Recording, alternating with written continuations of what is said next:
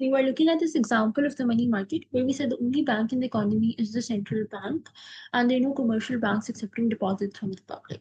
So now what we want to do is, in part one, we looked at how do we determine the equilibrium interest rate and we looked at the money market diagram. In part two, we looked at the effects of an increase in money supply. Now we want to look at the effects of an increase in nominal income. So let's do that. So E part is about increase in nominal income, which we represent by $Y. So in the first part, we want to first look at why does MD, which is your nominal money demand, depend on nominal income, $Y. Right, so let's just first establish the relationship before we can look at the effects of it. So now the idea is that in nominal income is used as a measure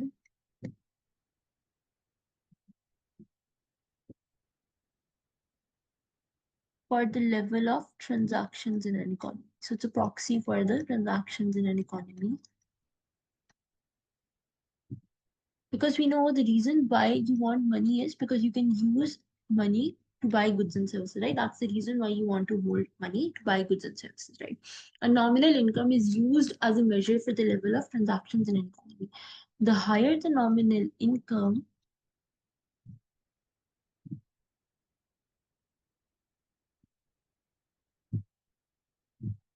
is, the more transactions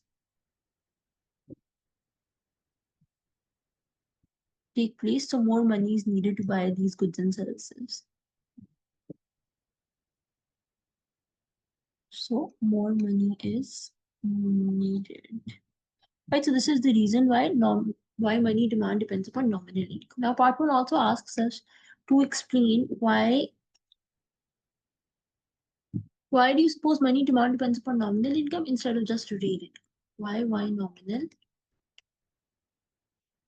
and not just why real?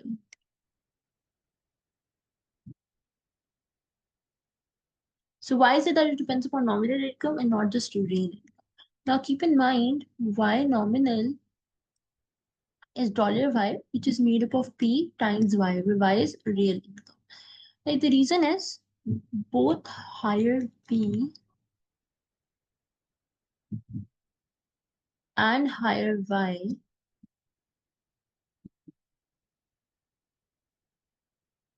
imply more transaction needs. Because even if real income remains unchanged, but you have a higher price level, you will need more dollars for the same transaction. So that is why nominal money demand, in this case, we're talking about MD, depends upon not just nominal income, it depends upon not just real income, but nominal income, which incorporates the price level as well. So this is part one, where we talk about why money demand depends upon nominal income. So now in part two, we want to find that after this increase in nominal income, what happens to the equilibrium interest rate, given that the central bank keeps the same money supply. So we know equilibrium I occurs where money supply is equal to money demand. Now money supply is 100 and money demand is now given to us as 10,000. 10,000 is the new nominal income. Initially in part A, it was 5,000. 0.08 minus 0.4. So this is the new nominal income. So if I just divide by 10,000 on both sides, so this becomes 0.1 is 0.08 minus 0.4. So now if we just try to make I the subject over here, so this becomes 0.08 minus 0.01. Sorry, this was 0.01 minus 0.0. So from here, you can solve for I as 0.175 or 17.5%. So what we've seen over here. So as MD increases due to increase in nominal income, $Y, I increases from 15%. 15% we found in part B. That was like the original interest rate. From 15% to 17.5%. So this we actually found in part B, in part one of this video. Part in part one. Right, so this is the new equilibrium interest rate. You just equate money demand with money supply. The money supply, the central bank is still sitting at 100, and you just use the new money demand. So let's sort of see how we can illustrate this graphically now. So you want to illustrate this now graphically. So here we take on the vertical axis interest rate I. On the horizontal axis, we take money M. Let's just make this slightly bigger. So yeah, let's just make this a little bigger, right? So then we have our vertical money supply curve, which is vertical at the level of money supply fixed by the central bank, which is 100. Then we have a downward sloping money demand curve, and we have our original equilibrium, where we know the original equilibrium interest rate is 15% from part B. So graphically, if I want to look at this, the idea is this.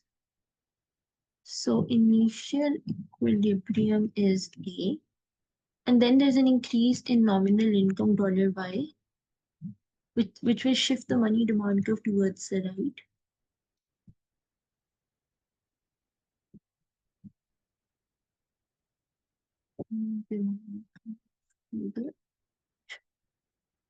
Now, why is that? That is because we know, okay, like we discussed in like the first part, okay, when nominal income increases, your transactions increase, right? Because nominal income is used as a measure for the level of transactions. When transactions increase, money demand increases at any interest rate I. So this causes the money demand curve to shift towards the right. And over here, we can see this is the new money demand curve that shifted towards the right. So now the new equilibrium is given to us as A prime, which will occur at intersection of new money demand curve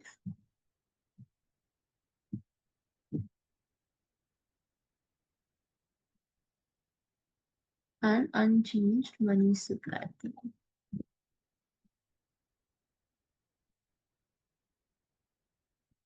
Because we're assuming the central bank keeps the money supply same, right? So this is the new equilibrium A prime at the intersection of the new money demand curve and the unchanged money supply curve. And we know this equilibrium interest rate is 17.5%. So we move from point A to point A prime. So the idea is that given the money supply,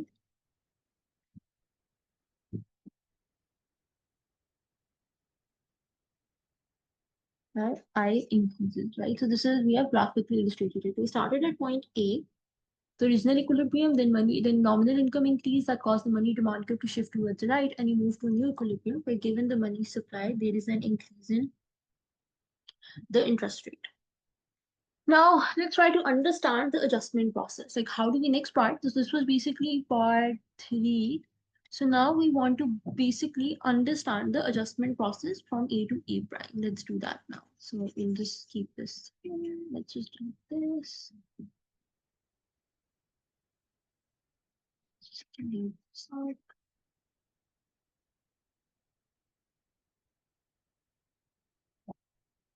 So now you want to look at part 4. So now let's just use the same figure for part 4 also to understand.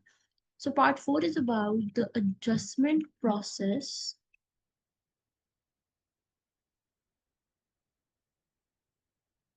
from A to A.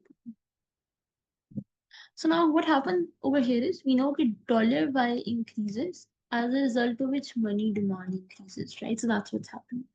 So now as a result of this, we know okay, money demand is now greater than money supply at the original interest rate.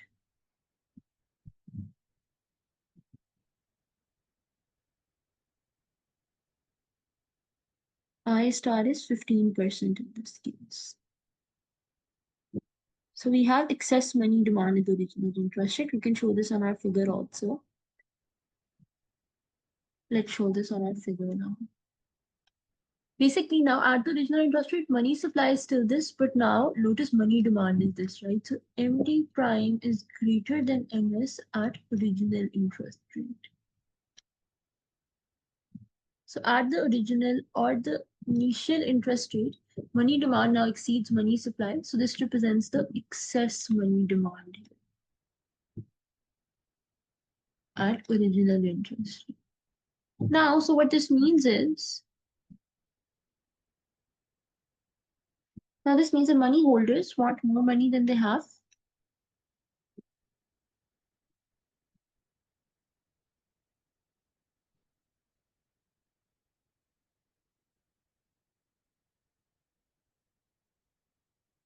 So what they do is they sell bonds to obtain more money.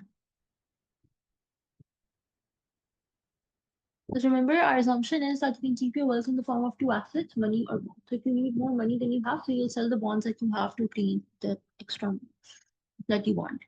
So as a result of this, supply of bonds will increase. So as a result of this, price of bonds will decrease. Right? So as a result of this, interest rate on bonds, which is I, will increase, which will decrease money demand until MD is equal to MS again, right?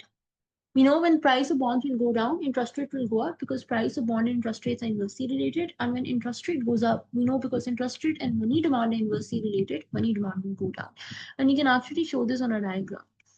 Like we said, we started off at point A, then nominal income increased, that increased money demand. So at the original interest rate, as you can see here, there's an excess demand for money.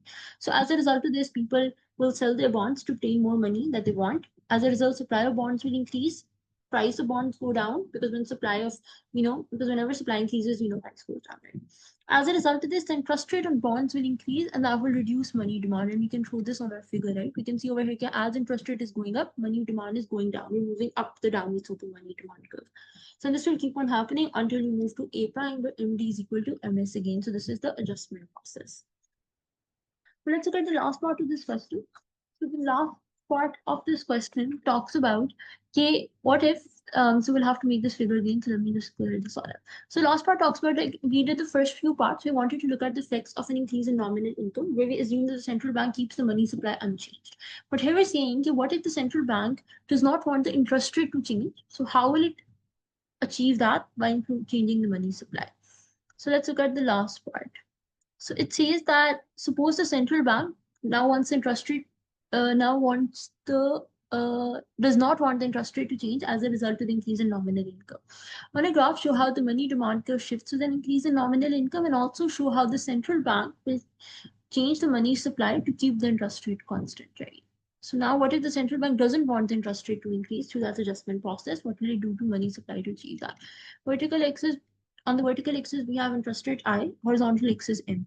So we know this is our money supply curve. Like we said, it's not vertical at the level fixed by the central bank. This was our money demand, right? And originally we were at point A. Oh, sorry, we were originally at point A.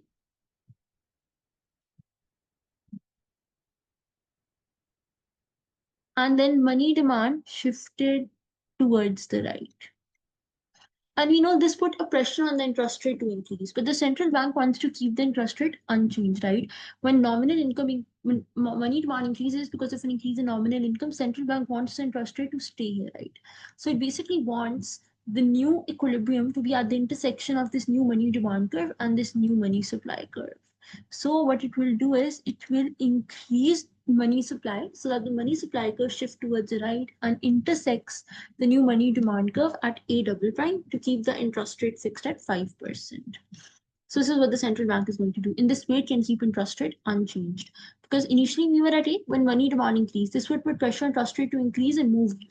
So to keep the interest rate fixed at this level, the central bank will have to increase money supply and shift the money supply curve towards the right. So the new money supply curve intersects the new money demand curve at A double prime. So that's what the central bank has to do.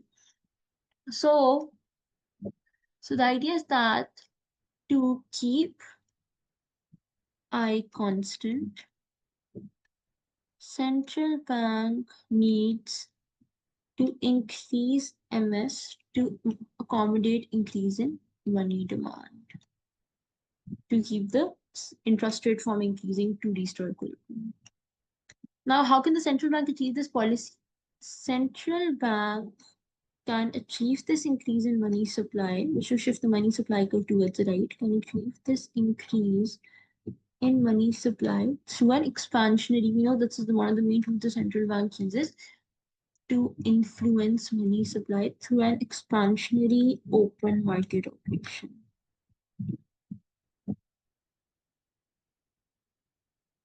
in which it buys bonds for money,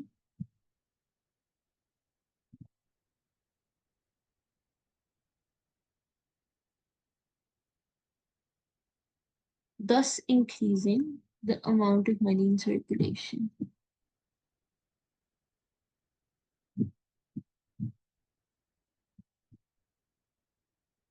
And this will allow to move the money supply curve towards the right so that it intersects the new money demand curve at A double prime. Right, let me just make this a little neater. Yeah. So this was all about party when we looked at the impact of an increase in nominal income. We first looked at what happens if the central bank keeps the money supply unchanged, and that we saw okay, interest rate will increase to restore money market equilibrium. Then we looked at what if the central bank wants to keep the interest rate unchanged. Then in that case, the central bank will have to increase the money supply to ensure that equilibrium stays in the money market after the increase in money demand, so that there's no pressure on the interest rate to increase.